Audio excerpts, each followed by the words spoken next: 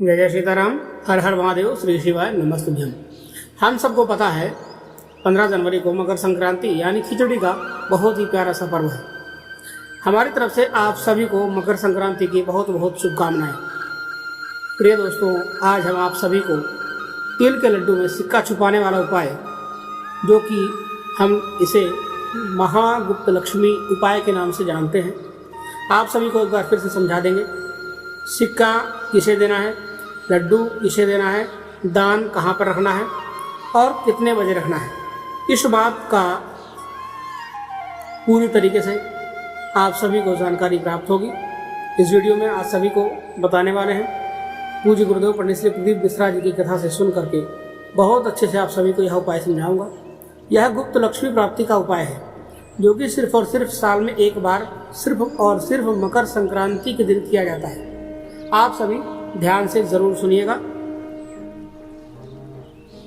अगर कुछ भी समझ में नहीं आए तो कमेंट करके पूछ लीजिएगा।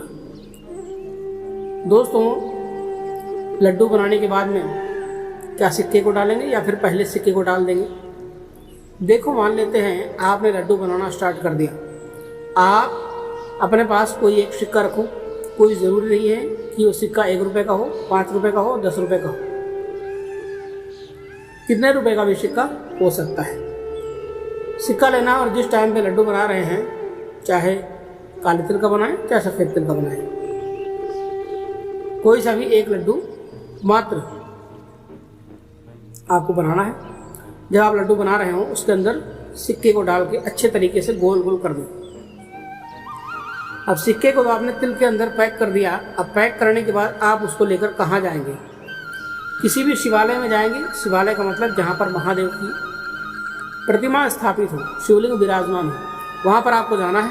अब कुछ लोग कह रहे थे, भैया वो लड्डू जो हमने बनाया है जिसमें सिक्का डाला है, क्या महादेव के शिवलिंग के ऊपर रखेंगे? वैसे तो नियम यह है कि हमें शिवलिंग शिवालय में जा करके दान करना है। तो दान करने के लिए अब मान लेते हैं कि अब आप ऐसे पैक किया हुआ लड्डू महादेव के शिवलिंग के ऊपर रखते हैं, तो इस लड्डू को किसी जानवर ने खा लिया। मान लेते हैं गौ माता को उन्होंने खिला दिया, कोई कुत्ते घूम रहे उन्होंने खा लिया, या फिर कोई जानवर घूम रहा हो उस लड्डू को उन्होंने खा लिया, तो आपने उसके अंदर जो सिक्के को फंसा रखा है, तो जितना आप गुप्त लक्ष्मी की कामना के लिए इस उपाय को कर रहे थे, उससे कहीं ज़्यादा आपको पाप लगेगा। इस चीज़ का ध्यान रखेंगे। जब अगर आपको कहीं और दान करने का टाइम नहीं मिल रहा है, किसी को दे नहीं सकते हैं, तो जब महादेव के शिवलिंग के ऊपर चढ़ाना हो तो उस लड्डू को फोड़ देना। चढ़ाने के बाद में यानी सिक्का अलग कर देना और लड्डू अलग रख देना। लेकिन मैं तो आपसे कहूँगा कि अगर आप महादेव के शिवलिंग के पास गए हो तो वहाँ पर कोई ज़रूरतमंद व्यक्ति आपको दिख जाए, कोई भी ज़रूरतमंद व्यक्ति हो, तो अपने हाथों से लड्डू उसे आप दे दो। कुछ आपके पास में दक्षिणा हो तो वो दक्षिणा भी आप उन्हें कुछ दे देना। कुछ अनाज लेकर के जाओ। कहते हैं खिचड़ी का दान करना चाहिए खिचड़ी वाले दिन, तो चावल और दाल का दान अवश्य करें। उसका लाभ आपको बहुत ज़्यादा प्राप्त होगा। यदि आपको कोई बुरी ताकत परेशान कर रही होगी तो इस दान से आपको वह बुरी ताकत भी परेशान नहीं करेगी। अगर आप किसी पंडित जी को दे रहे हैं तो जिसको भी आप दान करो उनको समझा देना कि भैया इस लड्डू को संभाल के खाना, इसके अंदर सिक्का है। वरना मान लेते हैं आपने जैसे ही लड्डू दिया, अब वो शौक के मारे खा लिया, उसके दांत के नीचे सिक्का पड़ गया, अब तो बेचारा वैसे ही परेशान है, ऊपर से उसका दांत टूट जाएगा, तो आपको कितना पाप लगेगा।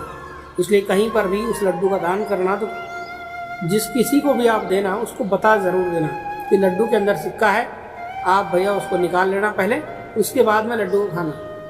तब जा कर के इस उपाय का आपको पूरा फल मिलेगा, पूरा लाभ मिलेगा।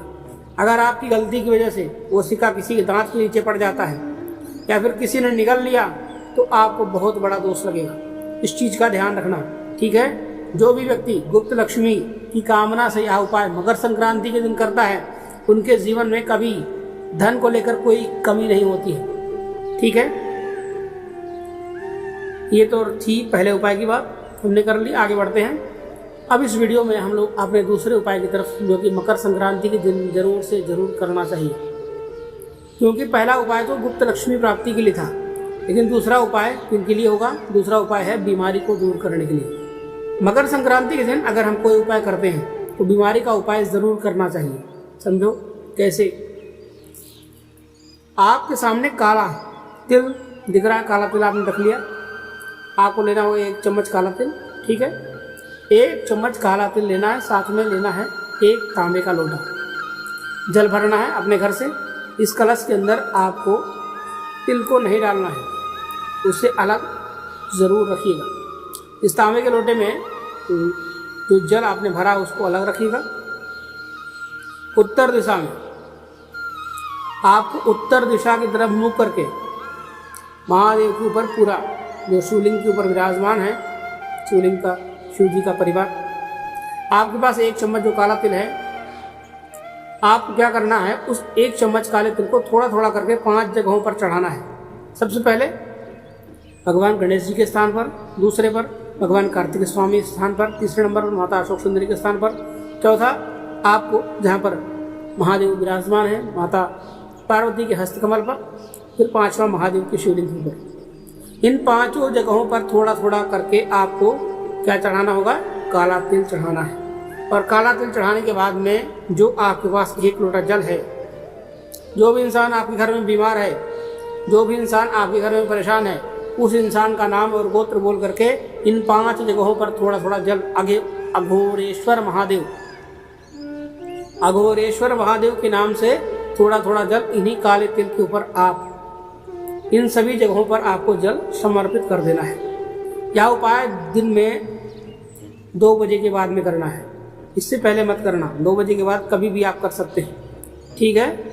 करके ज़रूर देख लीजिएगा। आपके घर में जो भी इंसान बहुत दिनों से बीमार होगा, बहुत दिनों से परेशान होगा, उसकी बीमारी ठीक नहीं हो पा रही है, अगर आपने इस उपाय को मकर संक्रांति पर कर लिया तो उसकी जो भी बीमारी होगी वो ठीक ज़रूर होगी। इस बात को आप समझ गए होंगे। मकर संक्रांति पे 2 उपाय की बात कर ली। आगे बढ़ते हैं वीडियो में, हम लोग अपने तीसरे उपाय की तरफ। तीसरा उपाय होगा आपकी फैमिली के लिए, यानी परिवार के लिए, आपके परिवार के लिए। इस उपाय के फायदे क्या हैं, तो इसके लिए सारी बात बताऊंगा, लेकिन जल्दी से इस वीडियो को लाइक कर दीजिए और इस वीडियो को शेयर भी कर दीजिए, ताकि और भी लोगों को यह वीडियो फायदेमंद साबित हो सके। यदि आप लोग पहली बार इस चैनल को देख रहे हैं तो चैनल को भी सब्सक्राइब ज़रूर कर लीजिए। आइए समझते हैं इस उपाय को।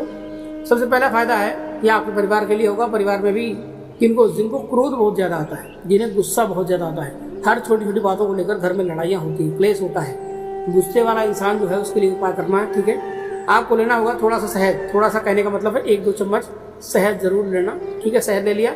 शहद के साथ में आपको लेना है काला तिल, ठीक है। अब यहाँ पर जो काला तिल लोगे वो आपको 1 चम्मच के आसपास फिर से ले लेना है, ठीक है। और इन दोनों चीज़ों को लेंगे, 1 तांबे के लोटे में जल भर लेना है, सबको लेकर के पहुँच जाना है महादेव के शिवलिंग के पास में। सुबह दोपहर शाम किसी भी समय इस उपाय को आप कर सकते हैं। उत्तर दिशा की तरफ आपको मुख कर लेना है। सबसे पहले काला तिल है, 1 चुटकी काला तिल आपको महादेव के शिवलिंग के ऊपर समर्पित कर देना है। कौन से महादेव का नाम लेना है? श्रम्भरेश्वर महादेव। श्रम्भरेश्वर महादेव। कौन से महादेव? श्रम्भरेश्वर महादेव के नाम से आपको काला तिल चढ़ाना है। और जो आपके पास में शहद है, उस शहद को कुंदकेश्वर महादेव के नाम से आपको उन्हीं काले तिल के ऊपर चढ़ा देना है। आपकी राइट हैंड से, दाहिने हाथ से जो भी व्यक्ति आपके घर में क्रोध करता है, गुस्सा करता है, आप उससे बहुत ज़्यादा परेशान है, उस इंसान का नाम और गोत्र बोल करके आपको इसी शहद को काले तिल के ऊपर अच्छे तरीके से लेपन कर देना है अपने सीधे हाथ से, ठीक है। सारी बात आपको महादेव से कह देना है, अपना नाम गोत्र बोल करके और उस व्यक्ति का नाम गोत्र बोल करके। बाद में जो आपके पास 1 लोटा जल है, उस 1 लोटे जल को महादेव के शिवलिंग के ऊपर श्री शिवाय नमस्तुभ्यम बोल करके समर्पित कर देना है। जब आप काला तिल चढ़ाएंगे तब आपको बोलना है श्रम्भरेश्वर महादेव, और जब आप शहद का लेपन करेंगे तो आप बोलेंगे कुंदकेश्वर महादेव। इन दोनों महादेव का नाम लेकर के आपको यह उपाय करना है, ठीक है। करके ज़रूर देखिएगा। आपके घर में जो भी इंसान बहुत ज़्यादा क्रोध वाला होगा, बहुत ज़्यादा गुस्से वाला होगा, उस इंसान का गुस्सा सारा खत्म हो जाएगा। आइए एक छोटा सा उपाय और बताते हैं आपको। बहुत ही खास उपाय है दोस्तों, आपकी फैमिली और आपके परिवार में खुशियाँ लाने के लिए, ठीक है। समझिएगा, बहुत ही आसान सा उपाय है, बहुत ही ज़्यादा आसान है। देखो मकर संक्रांति के दिन क्या होगा, अगर आप इस तरीके से कहीं पर भी कोई तिल के लड्डू मिल जाएं ठीक है ना, कहीं से बनवा के, या फिर मान लेते हैं नहीं भी तिल के छोटा सा लड्डू आपको बना लेना है, ज़्यादा नहीं, गुड़ वगैरह डाल करके हल्का सा बना लेना, और एक छोटा सा तिल का लड्डू बनाएंगे, उतना ही छोटा सा गुड़ लेंगे, बहुत छोटा सा गुड़ लेना है, ठीक है। इसको लेने के बाद में आपको एक छोटा सा दीपक लेना है, मिट्टी का या आटे का दीपक। आटे का दीपक नहीं चलेगा, इस दिन आपको मिट्टी का दीपक ही लेना है। उस मिट्टी के दीपक में आपको एक बेलपत्र रखनी होगी। क्या रखेंगे? बेलपत्र। उसी बेलपत्र के ऊपर आपके पास जो तिल का लड्डू है, उस तिल का एक छोटा सा लड्डू रखेंगे और छोटा सा गुड़ का टुकड़ा उसको रख देंगे, और इस दीपक को उठाएंगे और महादेव के शिवलिंग के पास जाना है। इस उपाय को जो भी आप चाहें तो सुबह करें या शाम को करें या दोपहर में करें, जब भी करें कर सकते हैं।